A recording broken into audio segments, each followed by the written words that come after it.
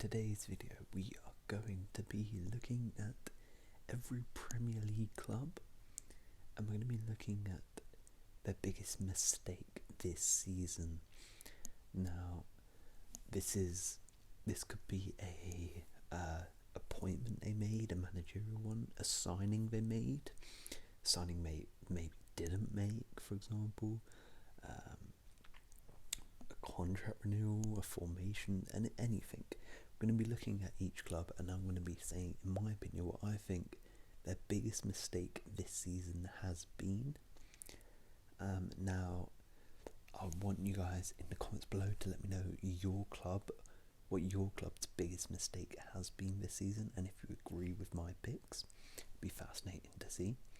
I also want to just put a disclaimer out here that I'm filming this roughly about 7 games to go to the end of the season, so the season is not done yet, so some of the things I might say might be out of date. For example, I might say Norwich not signing a striker or something and it's gotten relegated, but Norwich come back and do a great escape and stay up, for example. But yeah, let's just get straight into it. So Arsenal, I picked out not signing a striker. Now this is because Arsenal have fallen away at the back end of the season. They're far too reliant on the youngsters, like the Saka, Martinelli, to score the goals, and they really needed to sign a striker who was going to help them score goals. They could have got Vlahovic, Isaac, they didn't get one, and instead they're stuck with Lacazette, who only got 4 goals as of recording in the Premier League. That's not good enough. I think if they had got a striker who had 10 to 15 goals, they would probably be in the top 4, but as it stands, they're falling out of the top 4 race. So yeah, not signing a striker is a big mistake by Arsenal. Aston Villa, and I've gone for the summer signings. I think it was a mistake in terms of the planning. The likes of Leon Bailey, Buendia, Ings, on paper they seemed good, and I was one of the people, and many people said that these were very good signings. Villa had a good window, but when you actually look at it now, none of the players fitted in, and none of them have fitted in.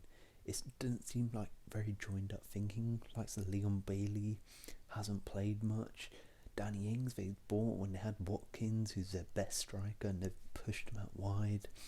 Dean Smith really had to shove all them players into one system, and he just couldn't work it out. He got sacked. Gerrard's come in, bit of a boost, but again, Leon Bailey still not clicking. Buendia's been better, but Coutinho's outshone him. So I think the summer signings, they could have really planned a lot better than they did. Brentford, and I've gone for signing Alvaro Fernandez as the backup goalkeeper. So Brentford's goalie very early on in the season, David Raya, got injured for quite a while. Now they weren't ever going to expect that to happen, but they signed a backup goalie in the summer, Alvaro Fernandez, and he's just not good enough. They needed to get a better one in, and they still need to. I looked at this, and this is how bad it's been. Obviously it's not just him, but so before he was into the team, before David Raya got injured, he had 5 clean sheets in very limited games. I think it was 8 games, 7 games. And then when Alvaro Fernandez came in, he kept 1 clean sheet in the Premier League.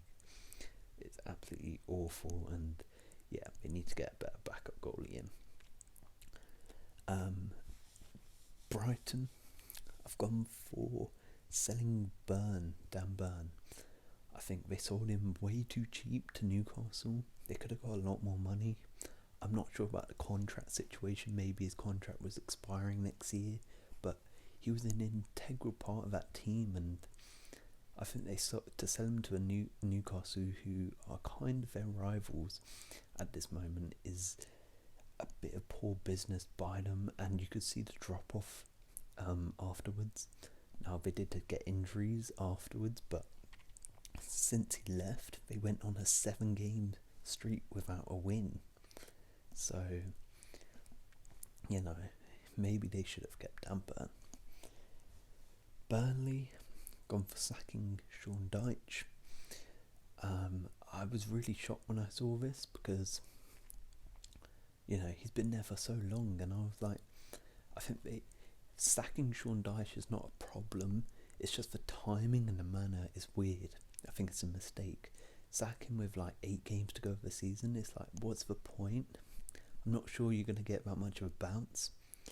You might as well just let him have that 8 games. You should have sacked him a bit earlier then. If you wanted to stay up, you should have sacked him, with about 12 games to go. Give the new manager some time. But they haven't done that, and even if they got relegated, I would have backed him to get them back up. He got 2 promotions from a championship, so he knows the league very well. But yeah, I think it's a mistake sacking Sean Dyche, in my opinion. Next, we're going to go to Chelsea, and this one's probably the easiest one of them all. Signing Romelu Lukaku, just been an awful signing, really, and I'm not sure Tuchel even wanted him. 100 million, and he scored 5 goals in the Premier League. That's just horrific, to be honest. And yeah, it was a big mistake to sign him, and they probably, if they could, I think they would want to sell him in the summer. Crystal Palace, and I couldn't really find one, so I've gone for it's a bit of a cheat. They did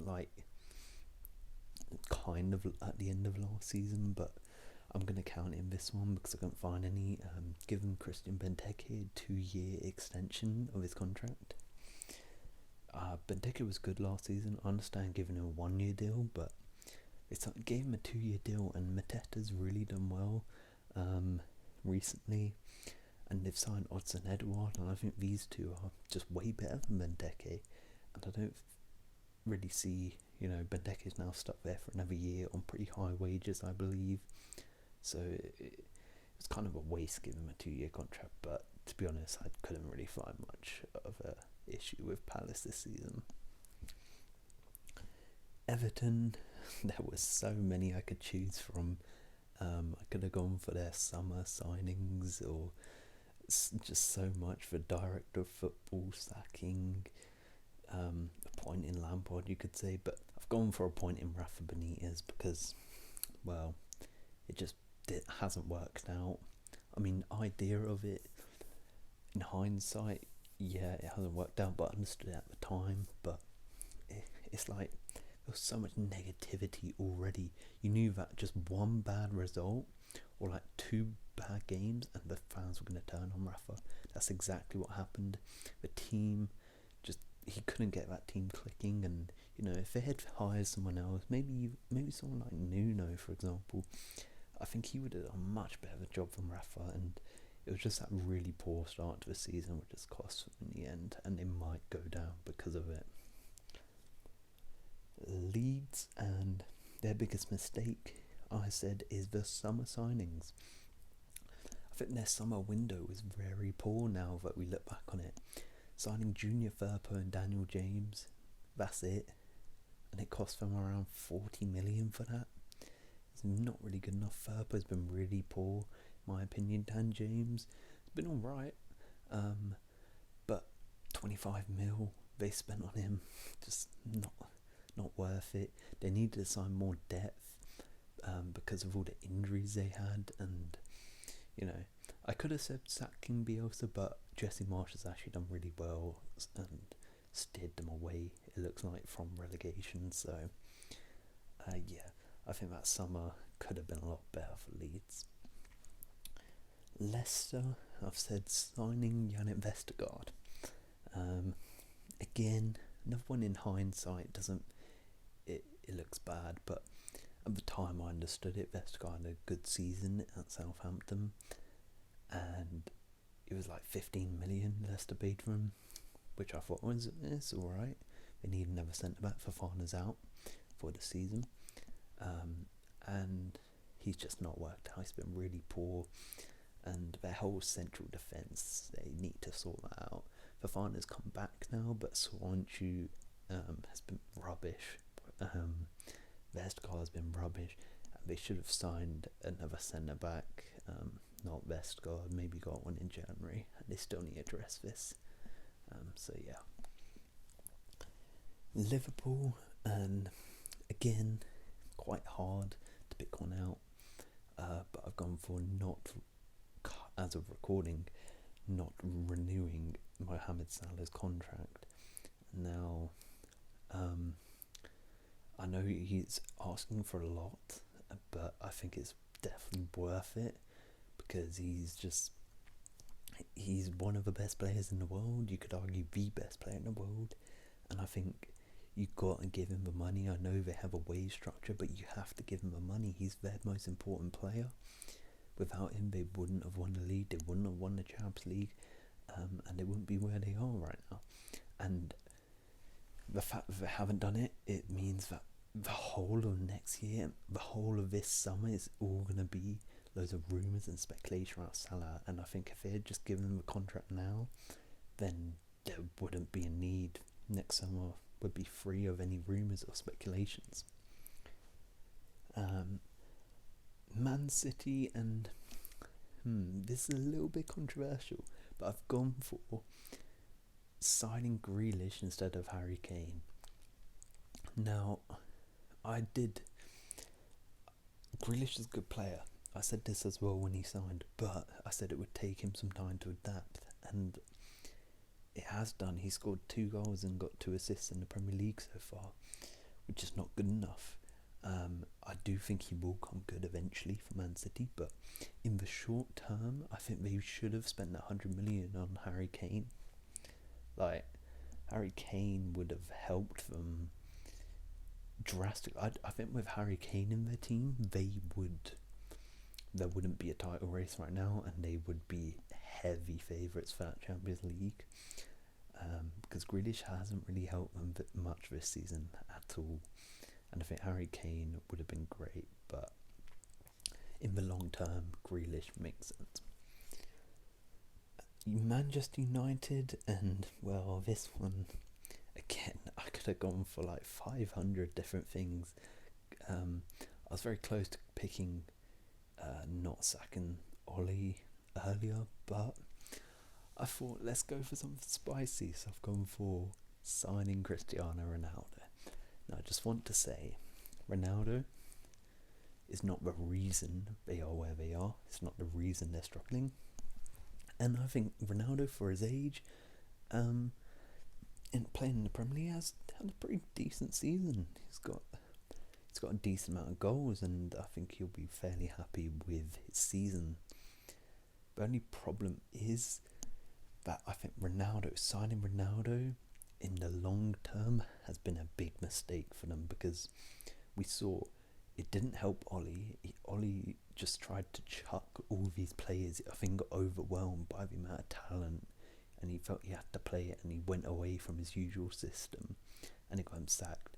Rangnick comes in, wants the pressing style, but Ronaldo can't do that. At his age, he's not going to be able to do that. Now, I do think Ronaldo works hard and does press a bit, but more than people give him credit for. But you can't expect him at his age to do it every week, and he struggled under Rangnick a bit, and it looks like we're going to get Ten Hag, and Ten Hag likes the same thing. He likes a pressing striker, and Ronaldo's not that. And it means they're not going to get rid of Ronaldo unless he wants to leave. And they're not going to sign another striker, which means next year Ten Hag's going to be playing with a striker who he probably doesn't even want. I just think they could have, for the long-term future of the club, signing Ronaldo was not a good choice, because they need to get a long-term striker now, and Ronaldo is not the solution to the long term, although he has been fairly good this season. Newcastle, and I've said keeping Steve Bruce. He should have gone at the end of last season, should have gone when they had that poor start to this season. Now, I understand this was under Mike Ashley, so you can't really blame them too much. But even the new owners, I think as soon as they came in, they should just sacked him straight away. They let him have one game, I think, and they lost him and sacked him. I was like, what was the point in that? But I mean, if Ashley had sacked him way earlier, then I think they had Eddie Howe in, I think they would be way clearer of the relegation zone, as they've done pretty well since Eddie Howe's come in and Steve Bruce has gone. So yeah, keeping Steve Bruce definitely. Norwich, and I've gone for their summer signings, not having any experience at all. Now, they made 11 signings in the summer, Norwich, almost a whole new team. But I looked at it, only 3 of the 11 signings had played any Premier League games before this season. And 2 of them were Billy Gilmore and Brandon Williams, who were young players who were on loan and played bit-part roles at Man United and Chelsea. And they took gambles on these players who had never played in the Prem, fairly young. It hasn't worked out. They're going to get relegated again. They might do well in the Championship, but if they want to stop being a yo-yo club, then they need to sometimes just say, okay, we're going to get a 27, 28-year-old, maybe a 29, 30-year-old who's played in the Premier League quite a bit, is going to give us experience, knows the league, and is going to help us consolidate. But it didn't do that, and it looks like they are going down. Southampton, I've gone for not signing a goalkeeper. Their goalkeeping situation's been all over the place this season. Alex McCarthy's not been good enough. And then he's brought in Fraser Forster, who, again, he's been better than McCarthy, but it's not been great either. And then Willie Caballero came in because Fraser Forster wasn't cutting it, and he wasn't great either. And now we've just got 3 goalies who none of them are really Premier League standard. So they really need to go get a goalie. They should have got one in January or in the summer. You know, Sam Johnstone's available. I'm not sure why they didn't go get him, but they need to get one in the summer now. Tottenham, and I've gone for not getting Antonio Conte earlier. That whole manager situation was such a fiasco. They went through like 8 managers and then eventually got Nuno, and he was horrific. But one of them was Antonio Conte. They could have got him then. Clearly, they didn't give him promises, and then after they sacked Nuno, they did give him the promises and what he wanted. If they had just got him earlier and given him what he wanted, and not got Nuno, just got Conte straight away, I reckon they probably would already be in the top 4 fairly comfortably. They've been really good under Conte. They've had a couple blips, but they've been really good overall. And I think if they had got Conte, not had that spell under Nuno, they would be in the top 4 easily. Watford, and I've gone for sacking Javier Munoz and getting Ranieri. Now, they sacked Munoz when he was 14th out of the relegation zone. They appointed Claudio Ranieri, and when they sacked Ranieri, they were 19th. So I think that's all that has to be said, really. It was such a bad choice. Sacking Munoz, I kind of understood it because they were in such a downhill spiral. So I guess they were trying to beat the curve and be like, okay, let's sack him before we actually go into the drop, because it looks like we are going to.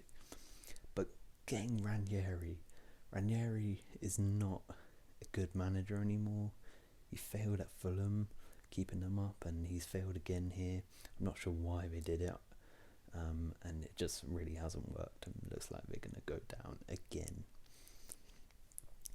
West Ham, and I've gone for not signing Jesse Lingard. I think Antonio has struggled so much this season. He started off really well, but like he's the only out-and-out striker they have at the club. Jared Bowen's played there a bit, but his best position is not there.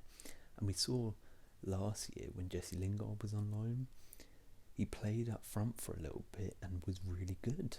And he contributes so much. He got 9 goals and 4 assists in 16 games at West Ham, which is really, really impressive. And I think if they had them 9 goals and 4 assists this year, could rest Antonio a bit more, another option in there, they may well be in the top 4, or they would at least be way more in the top 4 race, as they need that frontline depth really, and they don't have it right now. But Lingard would have given it. Wolves, and I've gone for loaning Adama. The reason is because getting rid of Adama is fine. Like, he wasn't doing amazing for them, but he is a weapon. And the reason is, so I picked this is because they loaned him out with an option to buy. It's like, and he's doing really well, and it's like you could have just sold him and got the money in straight away, but they haven't done that, and they're gonna get the money later, which maybe if Barca don't make this a permanent deal, then we're not gonna get money for him. So it's not the greatest bit of business, but I do understand where they've come in from. He's not been great for them. But yeah, those are one mistake that your club has made this season. Let me know in the comments if you do agree with my picks. And if you have enjoyed, please leave a like, consider subscribing.